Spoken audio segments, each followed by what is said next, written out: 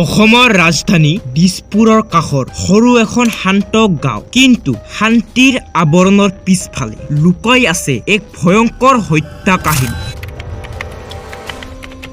এক অন্ধকাৰ ৰাতি গাঁওখনৰ নীলকণ্ঠ দাস নামেৰে এজন ব্যক্তিক ৰাতিপুৱা তেওঁৰ নিজা ঘৰত মৃত অৱস্থাত পোৱা যায়। কিন্তু এই হত্যা সাধাৰণ নাছিল। তেওঁৰ ডিঙিত ডাঠ আঙুলিৰ দাগ, যেনে কিবা প্ৰচণ্ড শক্তিৰে ডিঙি চেপি হত্যা কৰিছিল। পুলিচ আহে আৰু তদন্ত আৰম্ভ কৰে। নীলকণ্ঠৰ পত্নী সুমিতা দাস কান্দি পুলিচৰ আগত ক'লে, মই যেতিয়া ৰান্ধনী ঘৰত আছিলো তেতিয়া তেওঁ বাহিৰলৈ গ'ল। তাৰ পিছত মই একো নেজানো, কিন্তু এটা সমস্যা আছিল। ঘৰৰ ভিতৰৰ দুৱাৰখন বন্ধ আছিল। যদি কোনো বাহিৰৰ মানুহ আহি হত্যা কৰিলে তেন্তে সিহঁতে পলাল কেনেকৈ? গাঁওখন আতংকিত হৈ পৰিছিল। কোনে কৰিলে নীলকণ্ঠ দাসক হত্যা?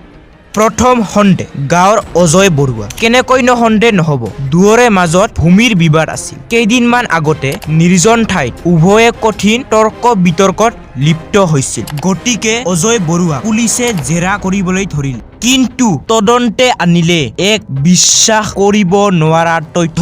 পৰীক্ষাত নীলকণ্ঠৰ হাতত এটা দীঘল কলা ৰঙৰ চুলি পোৱা গ'ল।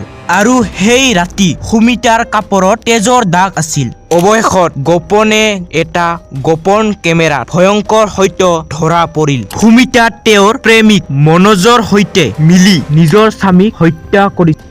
কাৰণ নীলকণ্ঠই কিছুদিন আগতে সুমিতা আৰু মনোজৰ সম্পৰ্ক ধৰি পেলাইছিল। পুলিচে সুমিতা আৰু মনোজ দুয়োজনক গ্ৰেপ্তাৰ কৰিল।